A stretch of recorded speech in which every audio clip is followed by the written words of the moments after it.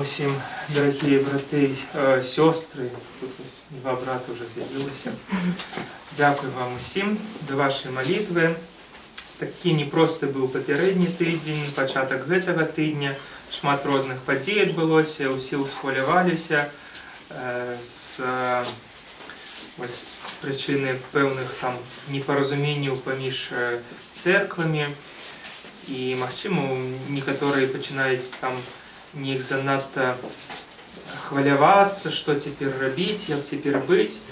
Я думаю, што нам з вами ўжо дакладна не трэба ні пра што хвалявацца, таму што калі пачытаць любы падручнік па гісторыі хрысціянскай царквы, калі пачытаць любую працу, прысвечаную гісторыі царквы, то мы ўбачым, што, на жаль, непаразуменні паміж рознымі церковными общинами, поміж разными иерархами, они были постоянно.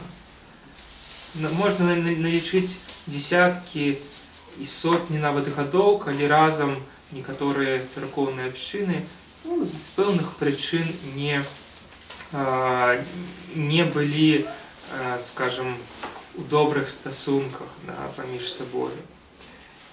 От гэтага церква не перестае жыць, потому что церква – это, скажем, Бога-человечий организм. Да? Тут есть и от Бога, и есть от человека.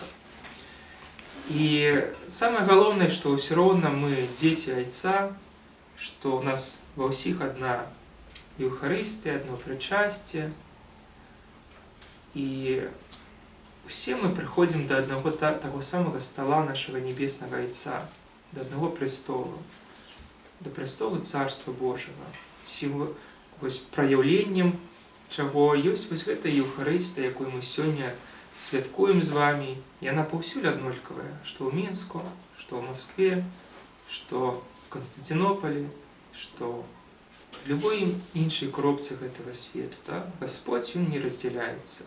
Людзі могуць мы нават у сям'і ў адной і той часам не находзім згоды, правда, і ў розныя пакоі разыходзімся на пэўны час. Хто на 20 хвілін, хто на гадзінку, хто на тыдзень, але потым зноў сходзімся, а сям'я застаецца, правда? То і тут. Не паразумеліся трошки, все мы ўсё роўна застаемся аднымі братамі, не трэба занадта там шукаць словы нейкія варожыя, ці што. Памятаць, што все мы вакол збіраемся аднаго прастола Божага, і Господь няхай нам дапаможа знайсці паразуменне, якімі б не былі думкі ці прычыны, што выклікалі гэта непаразуменне. Все. Мы будем усім дзякаваць Господу.